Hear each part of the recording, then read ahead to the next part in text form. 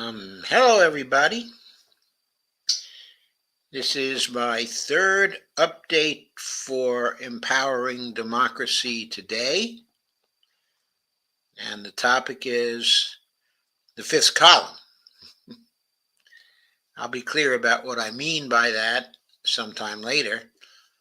But there's been some news that has broken. So let me give you the news. There's Greg Mallard. Hello, Greg. And Steve Wolfbrandt. How are you, Steve? Okay, it's great to see you both here. So, here's what's been happening. I am fine, Greg. Thank you. And Kay, how are you? Please share, like, and subscribe to this one. I greatly appreciate it. So there's news. The news is that Nancy Pelosi has announced that she will not stand for Speaker again. She says she will continue to serve her San Francisco district, but she is stepping back from leadership. Also, Steny Hoyer is stepping back from leadership, her second in command.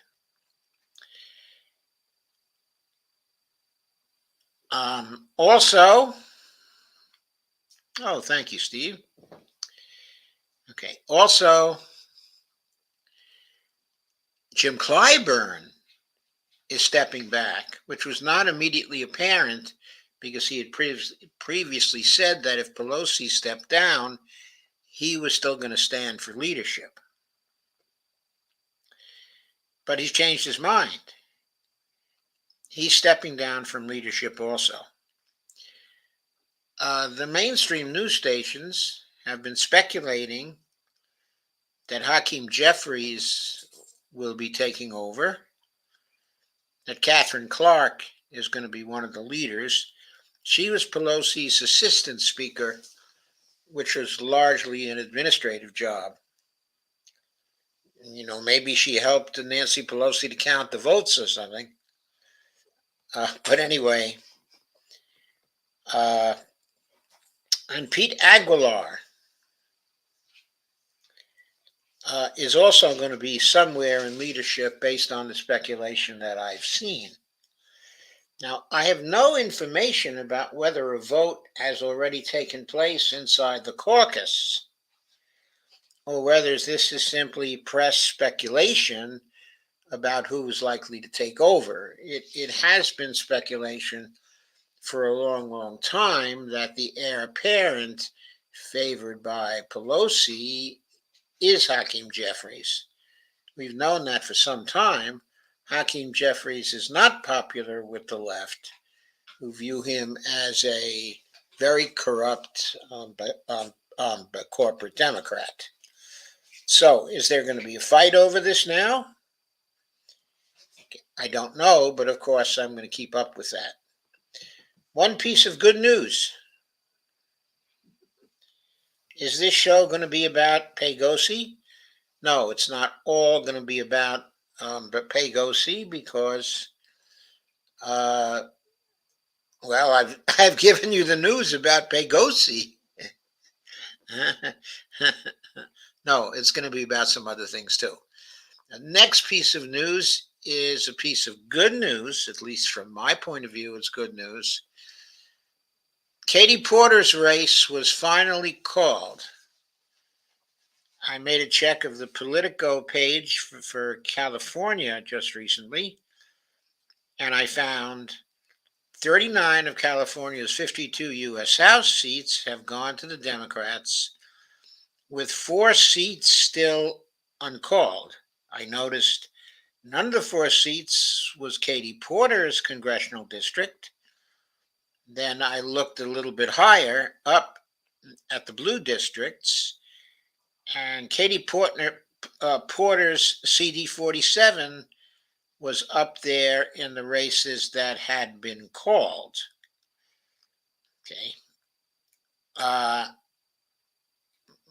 Katie Porter won with a margin of roughly 8,200.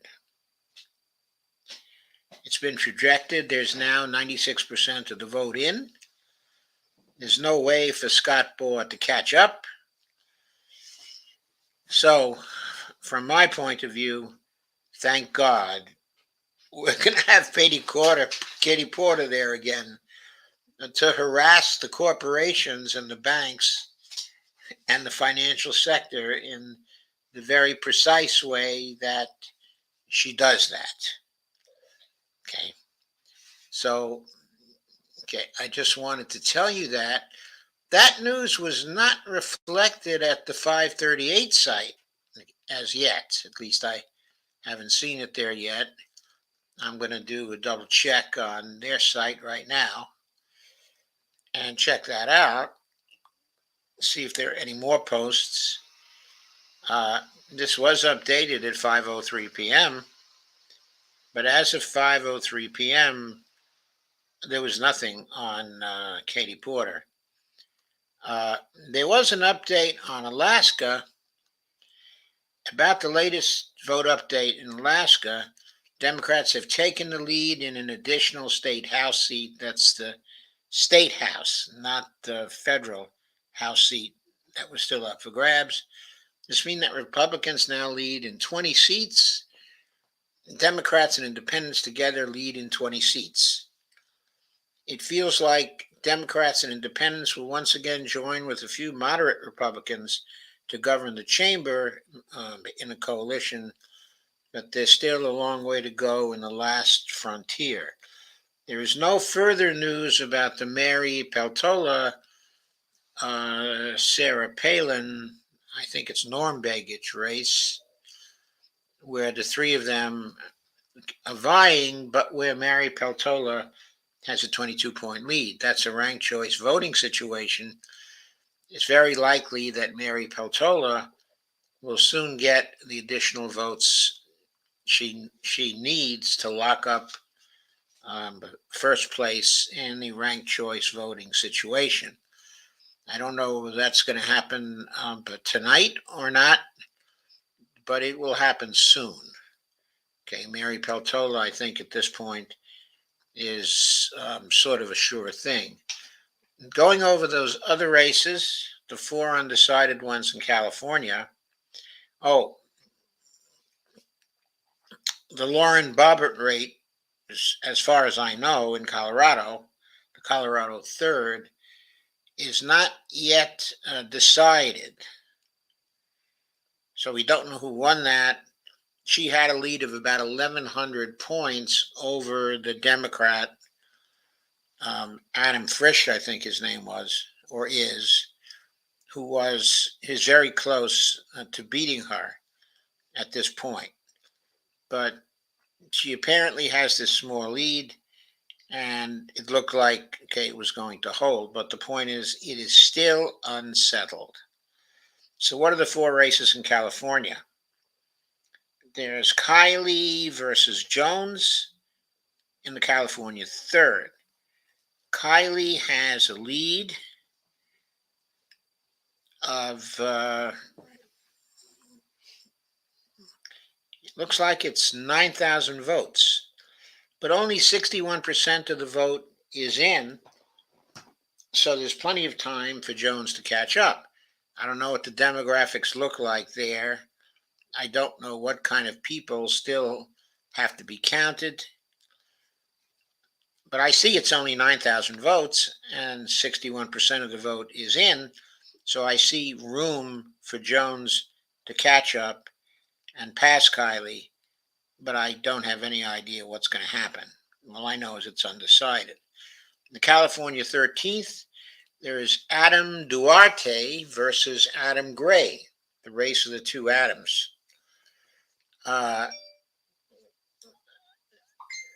It looks to me there are 800 votes, roughly 850 votes separating Duarte from Gray.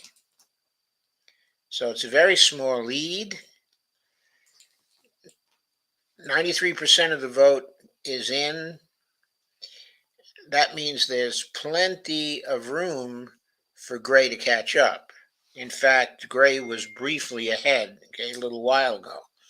So now it's been going back and forth in that particular race. But it looks like the Democrats still have a chance to win that. In the 22nd, we have David Valadao, who is the incumbent. He's a Republican, versus Rudy Salas.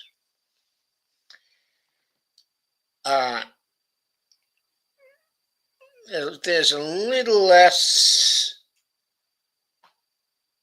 than 4,000 votes separating those two.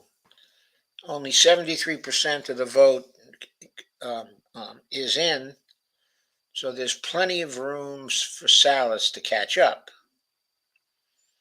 Okay, now I don't know how those first three districts that my cursor is pointing to. Well, you can't see my cursor, can you?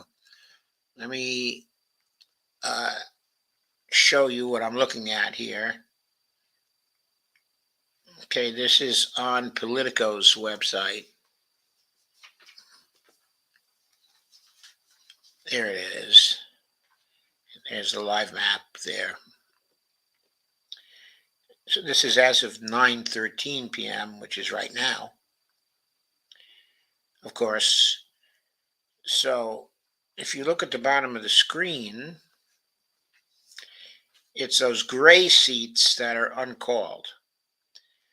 The California 3rd, the Kylie Jones race, I described that to you, 61% of the vote in, plenty of time for the Democrat to catch up. In the Duarte Gray race, 93% of the vote is in, but they're separated by only about 850 votes. So there's obviously plenty of space for Adam Gray to catch up, Adam Duarte. In the 22nd,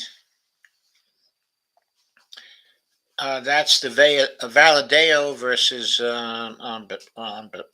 Salas race. Again, the Republican Valadao is ahead, in that race, but he's ahead by roughly 4,000 votes, a little less than 4,000 votes, with 75% of the vote in. So again, the Democrat, Rudy Salas, has plenty of space to catch up. Finally, that 34th district is going to be a Democratic district because two Democrats are still in the race after the primary. That's a relevant district because Jimmy Gomez is a fairly corrupt sort of Democrat. David Kim is a possible squad member, and David Kim has been closing in for some time. There's 83% of the vote in, and there's about 3,300 votes separating the two. So with 83% of the vote in, again, there's plenty of space for Kim to get that seat. It would be wonderful if he did. He's a real lefty. He's very knowledgeable. He knows some MMT. He's the kind of person we really want to have, in Congress. So it would be great if he won. Regardless, however, his race has not yet been called, so it's not counted in the column of the Democrats. Okay, so the Democrats will they could get all 4 seats there, or they could get two, or they could get only one. It's up in the air. We have to wait and see. Now, the Colorado third is still undecided. I think in the whole country now, there are only those five races that are undecided. Let me double check that. There's the table that is given to us. Oh, I'm sorry. The Mary Peltola race still has to be decided. So there are six races, okay, that are undecided. Checking this table: 1, 2, 3, 4, 5, 6, 7. The Norm Levin race.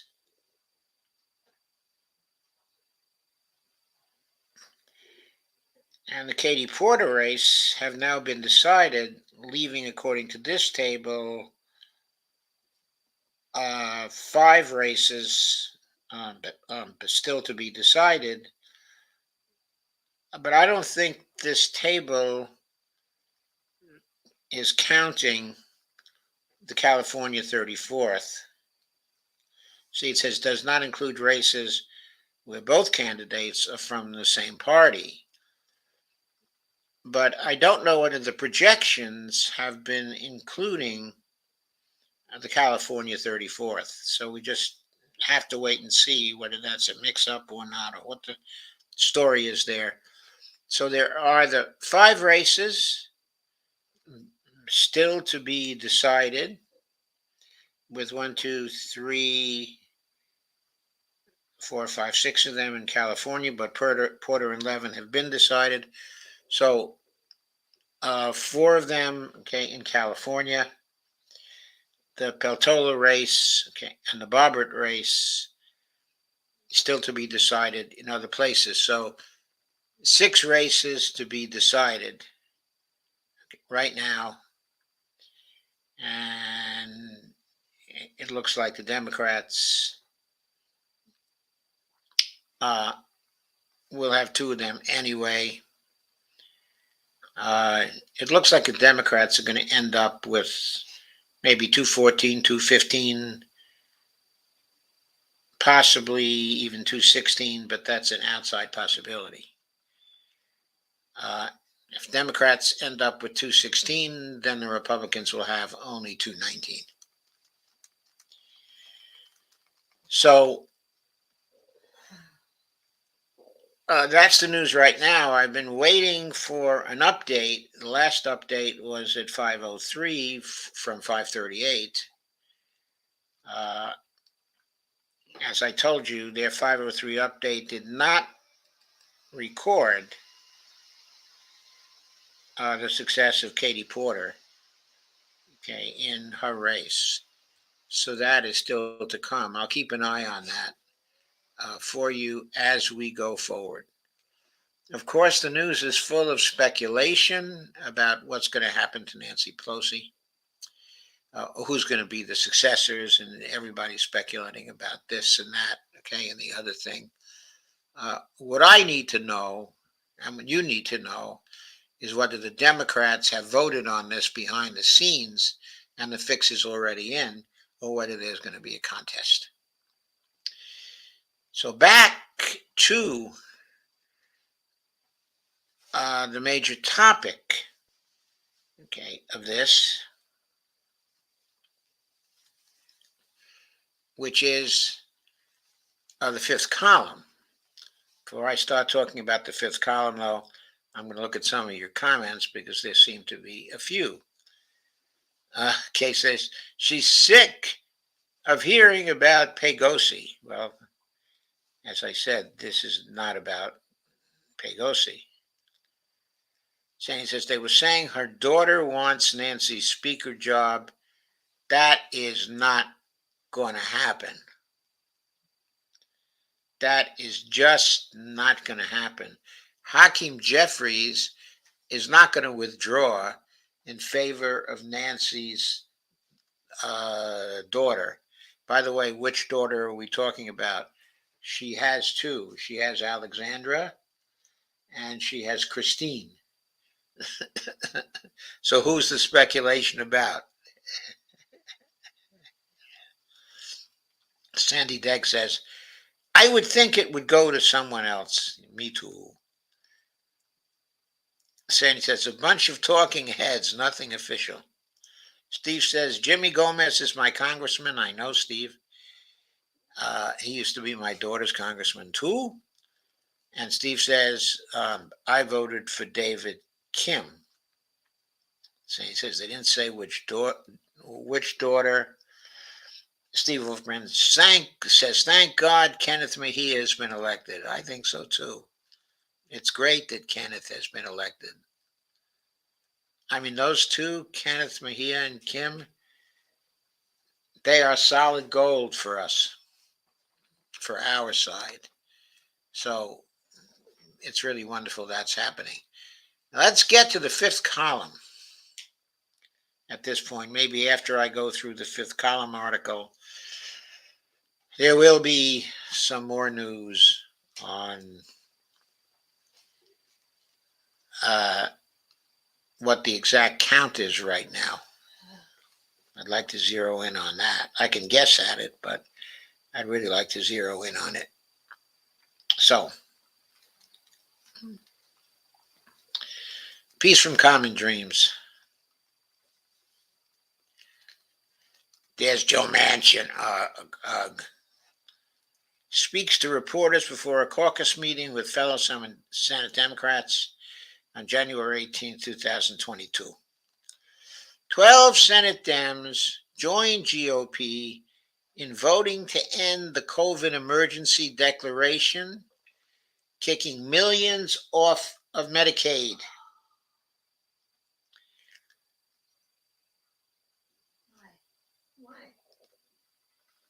Because that was part of the emergency stuff. Okay, in other words, expanding Medicaid was part of the emergency declaration. One public health advocate warned that final passage of the resolution would, quote, would affect the cost of vaccines, tests, and treatments, restrict access to Medicaid and telehealth, and restart student loan payments, unquote. Oh, Jesus.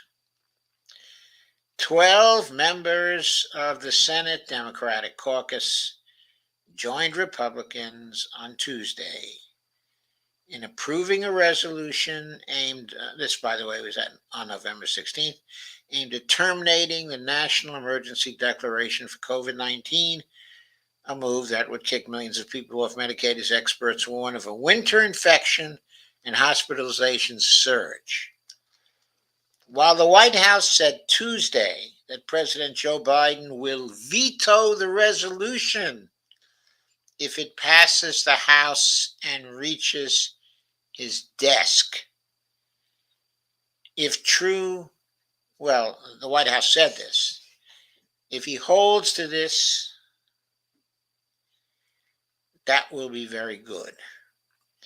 The Senate vote sparked outrage among public health experts who stressed the far-reaching implications of the resolution.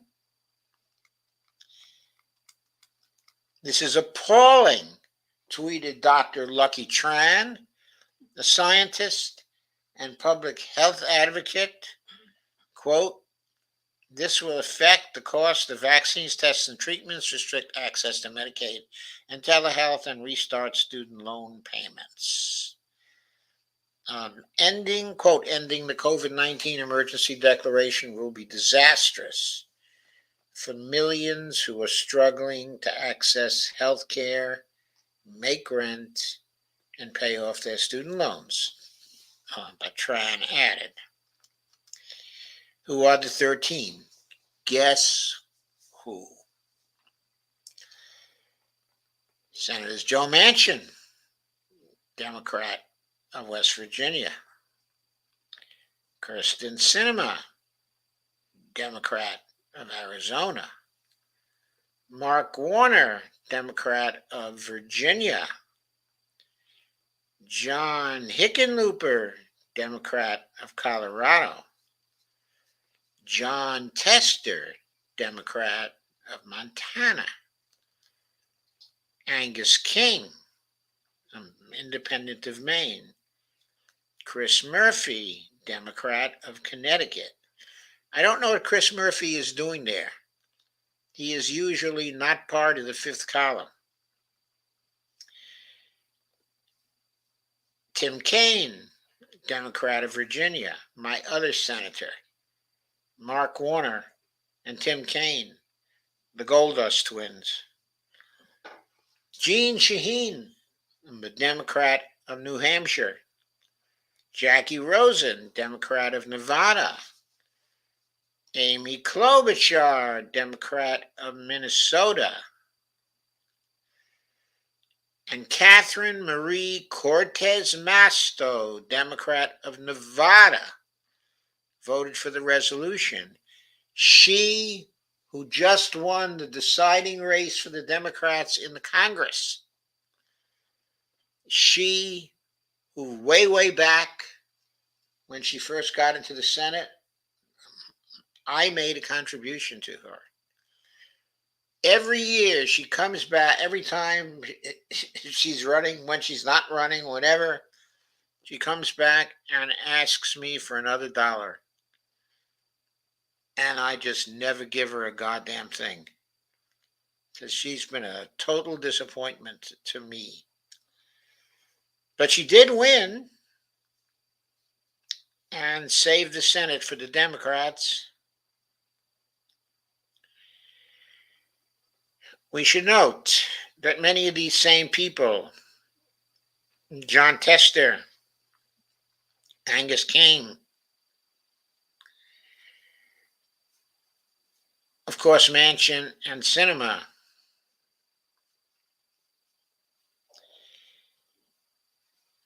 I believe Mark Warner and Tim Kaine as well, voted against the amendment by Bernie Sanders to restore the $15 an hour provision to the American Rescue Plan.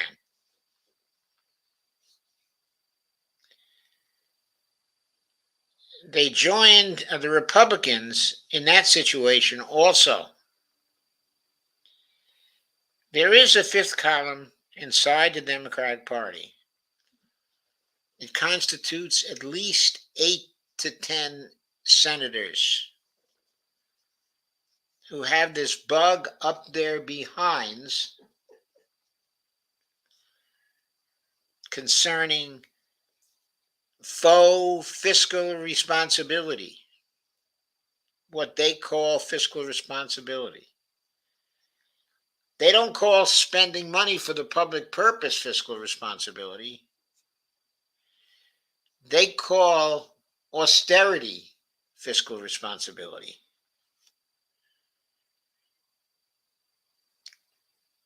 Every Senate Republican, with the exception of Senator Ben Sasse, who did not vote, also backed the resolution, which was put forth by Senator Roger Marshall, Republican of Kansas. All those people badly need an injection of MMT into their behinds. You know, like penicillin, like they used to inject penicillin. Most of you probably don't remember that. When penicillin first came around, they would inject it into the butt. That's what we need to do with MMT with these people. Because they are way out of it. I wonder what happened to Maggie Hassan here. Because she's usually in lockstep with Jeanne Shaheen.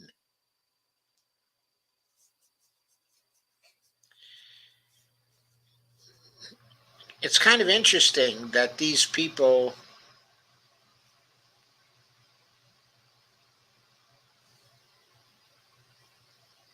that there were pairs of them, like there's the Virginia pair,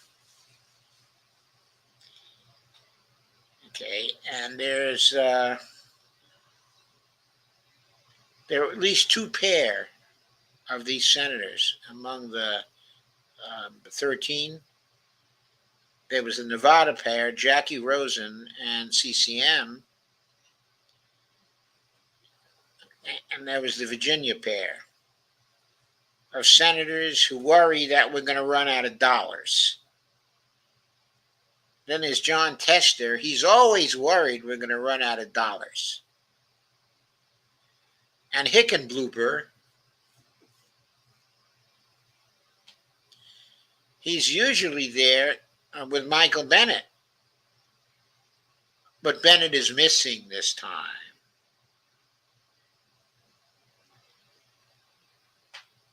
Bennet was missing.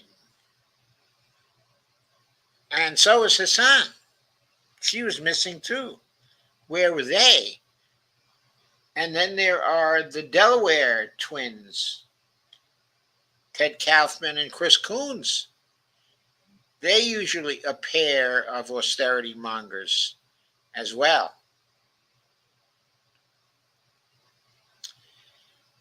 When you add the missing twins from this list, you probably end up with about 15 people who are members of the fifth column who can't be counted on to spend money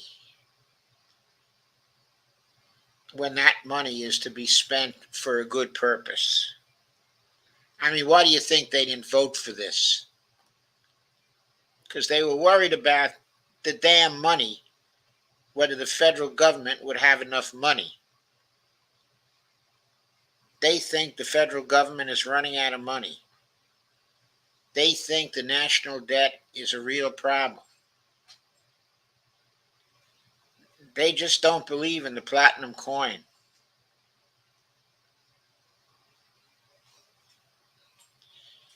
God, people, it's been 11 years since the platinum coin started to spread around, and they still don't believe it. They've been going 11 years with their heads in the sand. Anyway, Senate Majority Leader was originally listed as a yes vote on the resolution, but his office later said that was a mistake and the roll call was corrected. In a statement on Tuesday, the White House Office of Management and Budget warned that the enactment of the resolution, a yes vote in other words, would unnecessarily and abruptly curtail the ability of the administration to COVID-19. So what happened to Chuck Schumer on this one? He must have gotten a call from the White House when he heard Joe Biden was going to veto it. But that suggests he's another one who doesn't accept that we have no problem with spending a little more money. We have no problem with the deficit. That it's fiscally irresponsible to worry about deficit spending when you have failed to spend for the public purpose.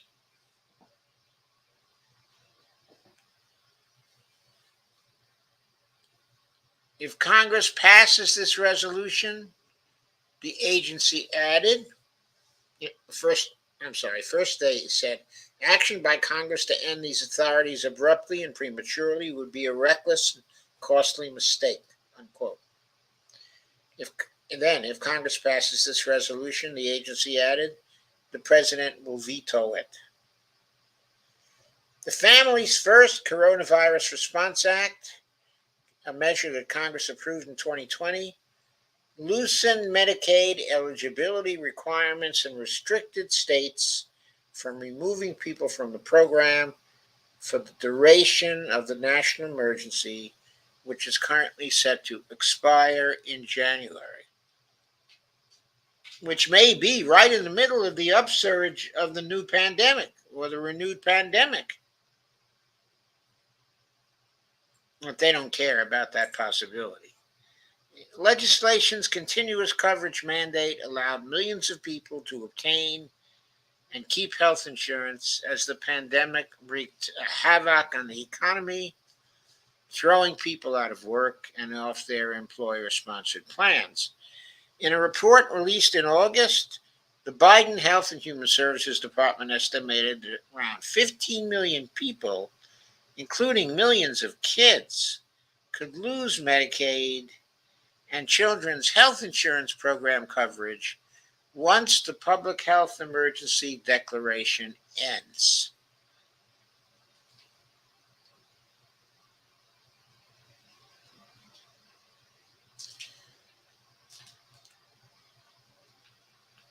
Quote, the U.S. must be ready to ensure that it does not jeopardize the health and food needs of households across the country, unquote. The trio of experts wrote in a stat op-ed last month. Quote, urgent action by healthcare systems, community organizations, and all levels of government will be necessary to stabilize health and food security among those at greatest risks. Quote again, while vaccines and treatments lessen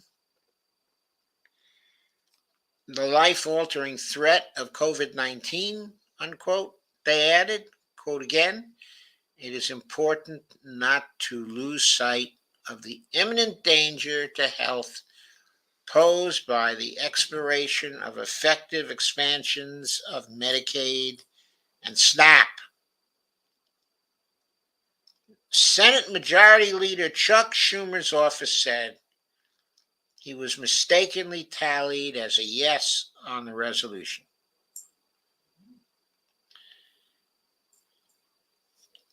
So that's what Chucky had to say.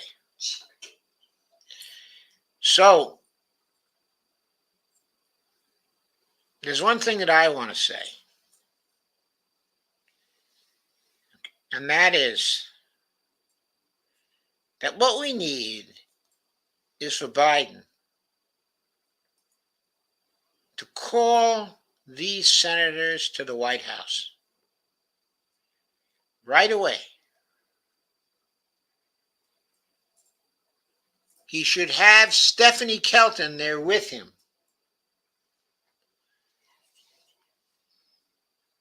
And the 15 of them should sit there for hours until all these Dems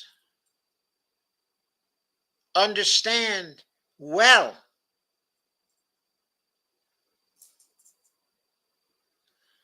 all the critical propositions of the deficit myth.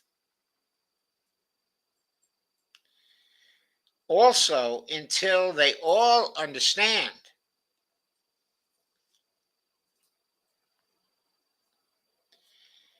that in order to avoid the debt ceiling,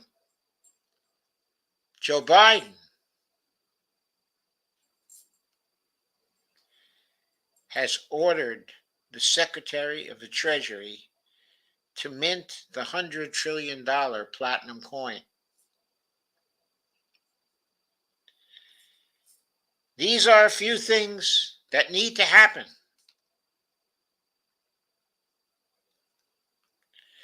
so that we can get these senators off the dime and understanding that they're there to benefit the public purpose, not there to worry about the deficit and the size of the debt. They need to be taught that the size of the debt doesn't matter financially at all, that the debt to GDP ratio doesn't matter financially at all,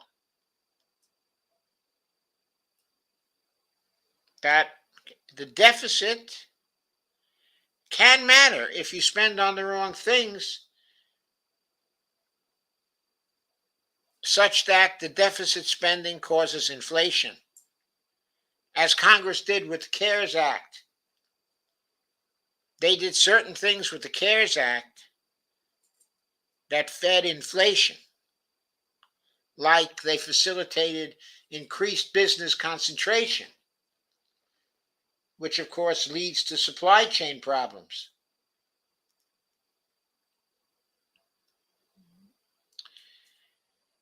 It's urgent for the president to do something like that because he needs the cooperation of these particular senators. He doesn't need them standing in his way. So, that was the main thing I wanted to go over tonight. I was leaving some time to get in some more of the election news. So let me see if there are any more things that have appeared on the 538 live blog.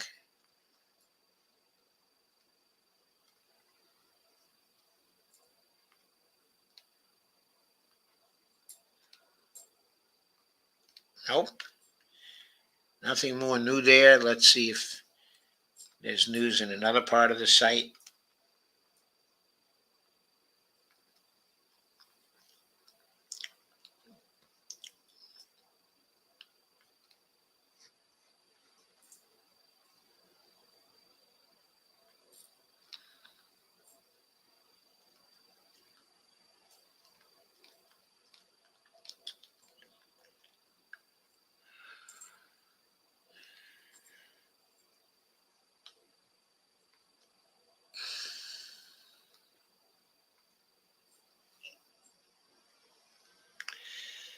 Nope, it's the same thing.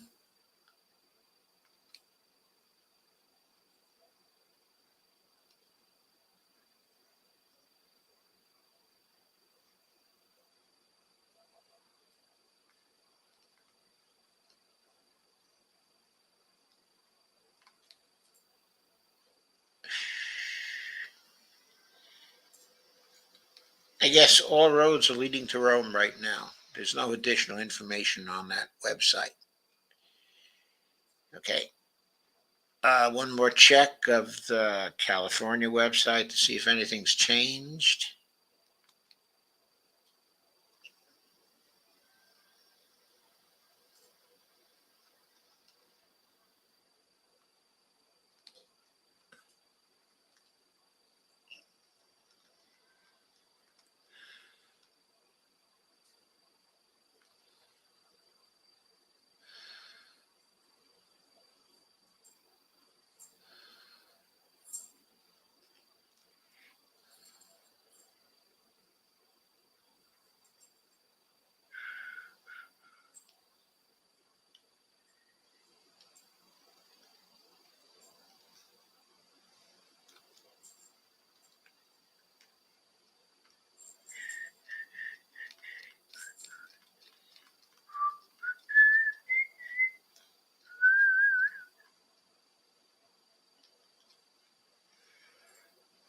Okay, no new news. From there,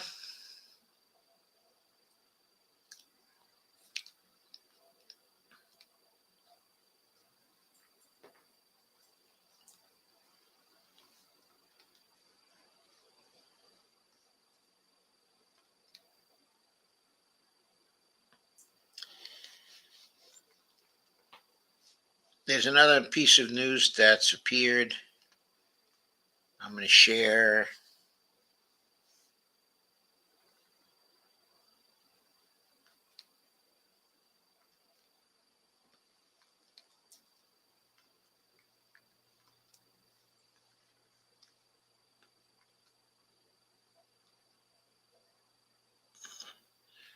Here's a piece of interesting news for you.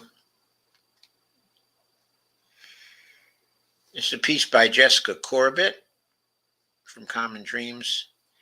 Medicare for All champion Bernie Sanders eyes key Senate committee. chair. The spokesperson said the senator would focus on universal health care, lowering the cost of prescription drugs, increasing access to higher education, and protecting workers' rights on the job, unquote. This is from Jessica Corbett today. Among the nation's leading voices in the push for Medicare for All, Senator Bernie Sanders on Thursday confirmed his desire to be the next chair of the committee best positioned to make the hope of universal health care a reality in the United States. Senator Sanders intends to seek the chairmanship of the Senate Committee on Health, Education, Labor, and Pensions for the 118th Congress. In case you don't know, that was the Senate committee that in times gone by was chaired by Teddy Kennedy.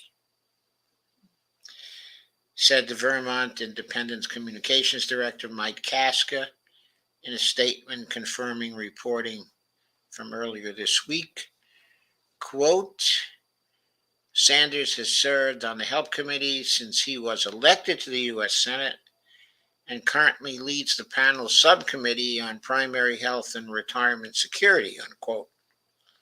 Kaska said, as chair of the committee, he will focus on universal health care, lowering the cost of prescription drugs, increasing access to higher education, and protecting workers' rights on the job. The two-time Democratic presidential primary candidate has long advocated for transitioning the United States from a for-profit healthcare system to a public one that ensures everyone has the right to medical treatment. He introduced Medicare for All legislation in May.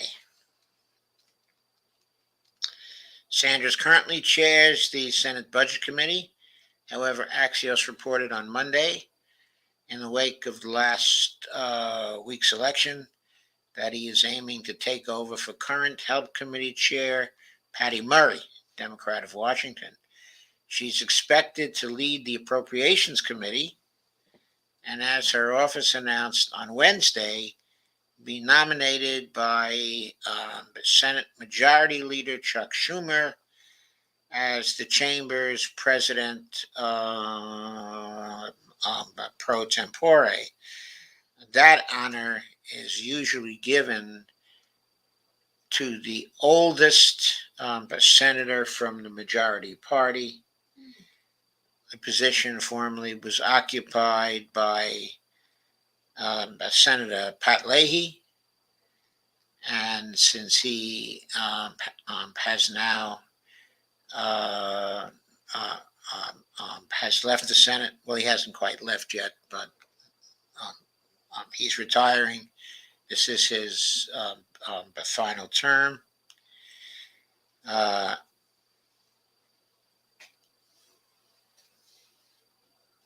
Then the most senior of all the Democratic senators now becomes Patty Murray, also known as a little lady in tennis shoes, from her first race for the Senate. At the helm of the Health Committee, Axios noted, Sanders would have a new, larger platform to champion his progressive ideas and potentially make Chuck Schumer's life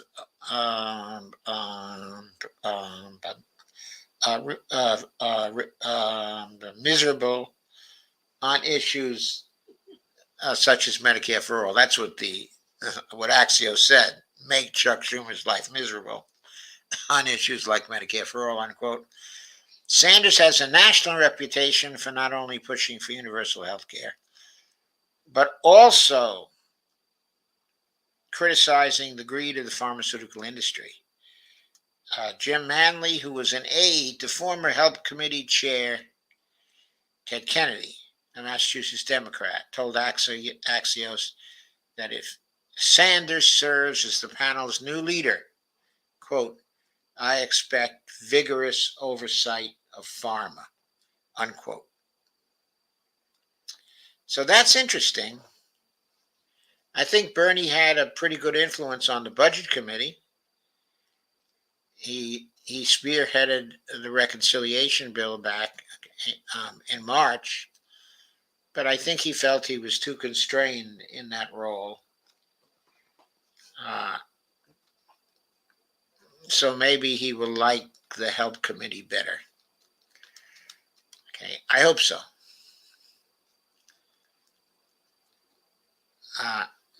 I'm now going to look at your comments.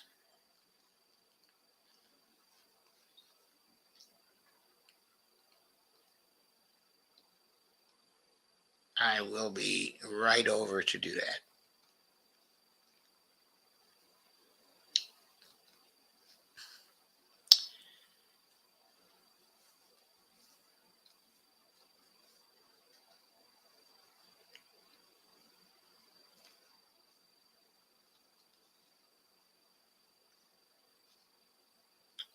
So the comments I haven't seen yet are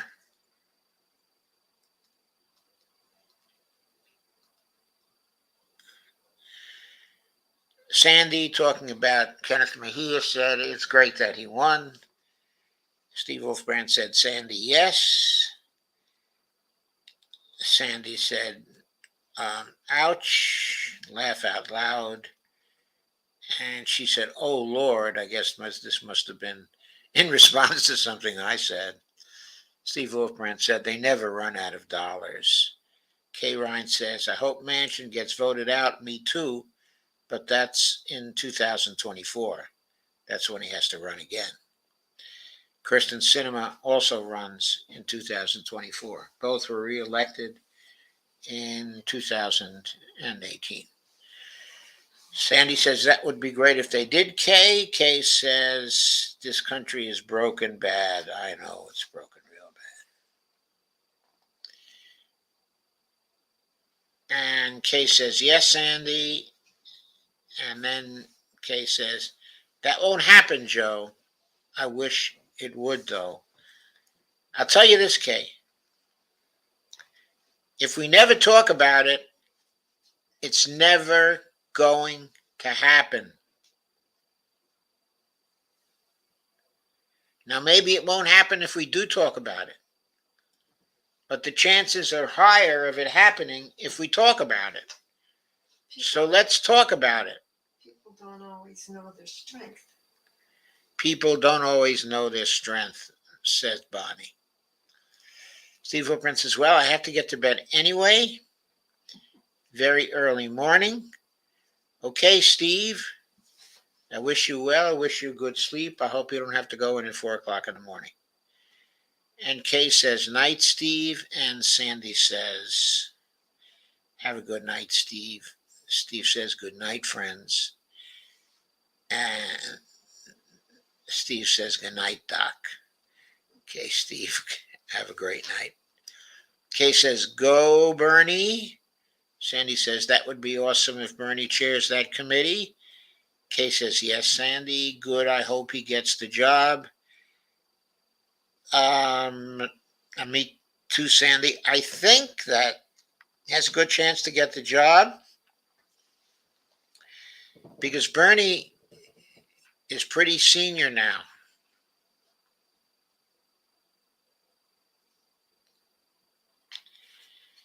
He is pretty senior now. He's been in the Senate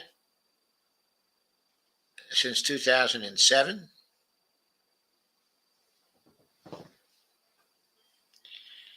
He's been elected now 3 times. So he's got considerable seniority. Patty Murray had more seniority than he had.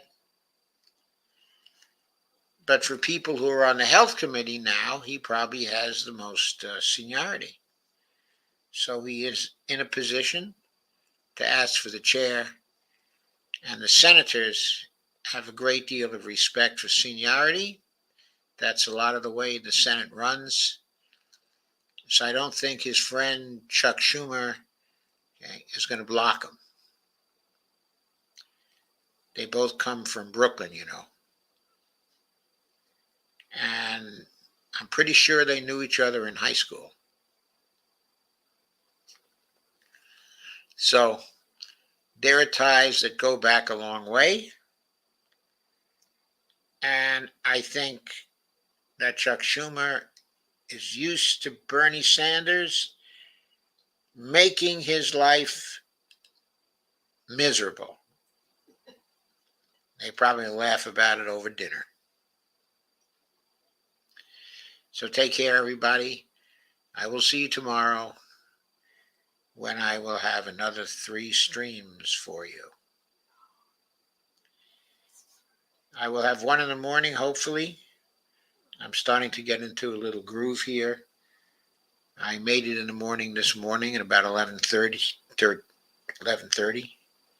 I had another one at 4:30, and now this one. So I'm starting to get used to the 3 streams a day thing. I have to say it's hard. It's hard, but it's getting easier. So I'll see you tomorrow. Tomorrow is Friday. I'll see you with another 3 streams. And then we'll start off on Monday with yet another 3 streams. Please do occasionally consider my Patreon account, patreon.com/Joe_Firestone, and buymeacoffee.com/Joe.Firestone. For Patreon, I keep saying patreon.com/Joe Firestone, but it should be Joe_Firestone. So for Patreon, it's the underscore, and for Buy Me a Coffee, it's the dot in between Joe and Firestone. So Kay says, oh, somebody said, back to you, Steve. That was probably Kay.